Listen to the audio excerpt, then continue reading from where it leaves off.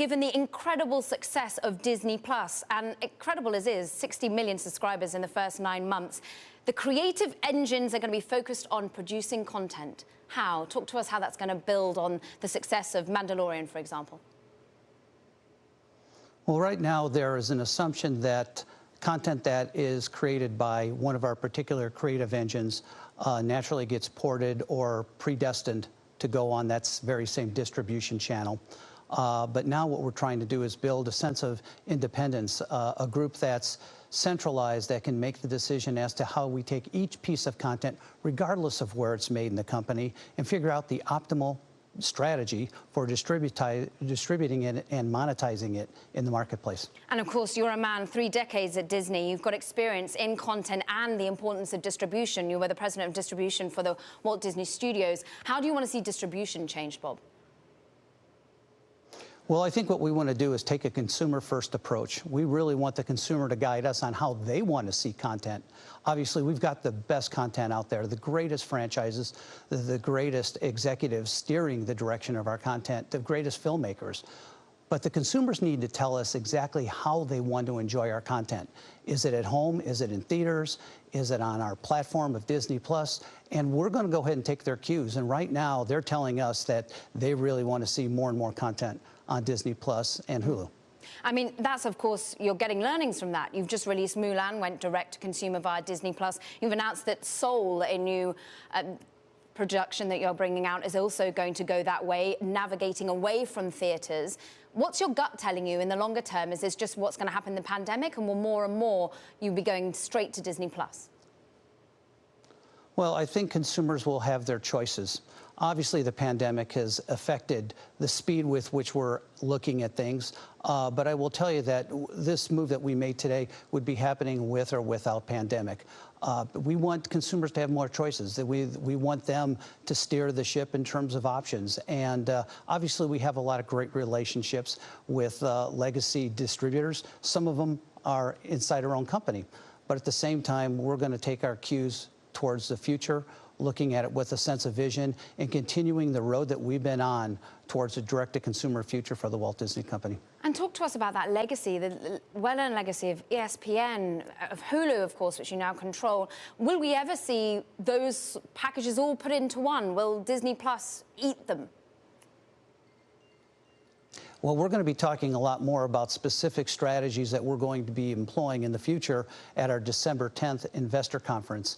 And so stay tuned for more specifics on how those things will play out.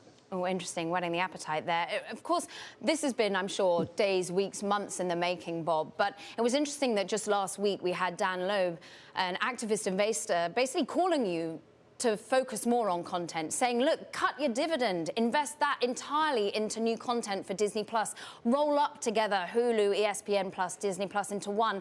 How much did you take that learning from Dan Loeb? How much did you already, have you got a sort of amount in your mind as to how much is going to be going on the making of content? Well, as you suggested, this has been in the works for many, many months as we've seen the trend and the receptivity and the acceptance of Disney Plus as a first choice for consumers. And as it pertains to our investors, we really like to hear from our investors and hear what they're thinking and appreciate any thesis that they want to forward. At the same time, we've got to do what we believe is right for our business. And in this particular case, we agree that direct-to-consumer is a huge opportunity for the Walt Disney Company. And but to do that, we're going to have to make huge increases in our investment in our content. And we're ready, willing, and prepared to do that. But I'm not going to comment on any decision-making that our board will do in terms of a dividend going forward. Bob, what about the amount that you'll spend? Netflix spends about $15 billion a year on content. Are you looking in that order of magnitude? Well, again, I'm not going to comment on any specific number, but what I will say is that we will have something new virtually every week on our platforms across all of our franchises. You know, between Pixar, Disney, Marvel, Lucas. I mean, we've got some really great content, and our guests love it. And there's so much story to be told, so many avenues to do it in, and that's really where we're focusing is how do we go ahead and really take those content creation centers that we have inside the company, those franchises, if you will, and catalyze them to make the content that we need across all of our distribution channels, but especially our direct-to-consumer channels. I mean, Bob, full disclosure, me, myself, my son, complete addicts of Disney+. So music to our ears that there's more that's going to be coming our way. But how hard is that to do in an era of a pandemic? How difficult is it to produce content at the moment? Well, we're focused on the North Star, and the North Star is really pleasing our guests and maximizing our wealth for our shareholders. So there's certainly a lot of distractions, and some of them are very real in terms of, some of the financial challenges that we've got with our parks, either with limited opening or closed, or even our cruise ships. But when we're looking out towards our future and where we want to be, we're not letting anything that's happening in the short to medium term get us off track. As a matter of fact, I think what this says is that we're going faster, bigger, stronger along the same route that was set up 6 months ago, a year and a half ago. This is the direction of the Walt Disney Company. I have to say, of course, you were previously chairman of Disney Parks, Experiences Products. That must have hurt a lot to have to announce the 28,000 job cuts announced last month, a quarter of US theme park workforce. Talk to us how difficult it is to make such decisions at the moment and how optimistic you are about hopefully returning to growth. Well, our cast members are the center of the magic at our parks. Every single cast guest interaction is an opportunity for us to make magic. So for us to have to make a decision like we did is particularly painful.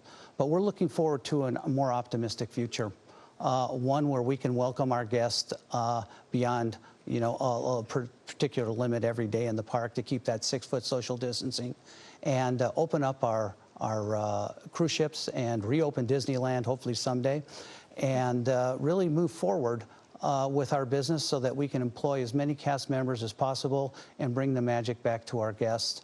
And that's what we're all about. Are you liaising with government officials about the hopes in that respect?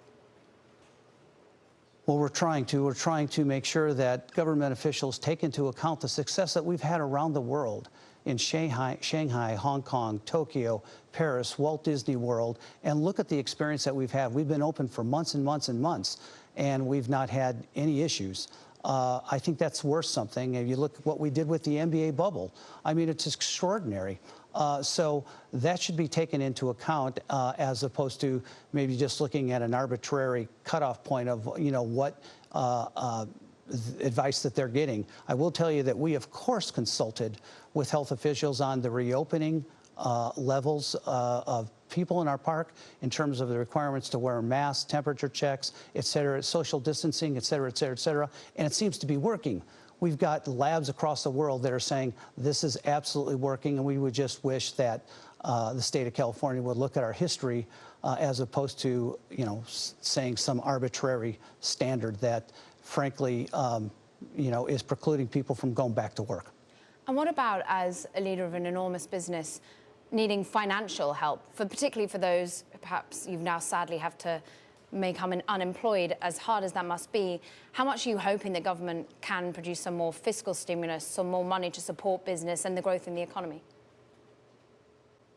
Well, what we're hoping is that we can first get people back to work, because the sooner we get back to work, then it lessens the burden on the individual government entities to try to provide some type of safety net. So the best thing they can do is let us do what we do, and that's make magic. Will we see more layoffs, Bob?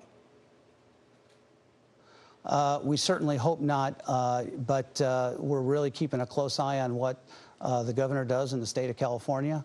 And right now we're still retaining a whole bunch of cast members on furlough with the hope that someday soon we'll get some realistic guidelines about how we can open. Until then, I can't rule it out.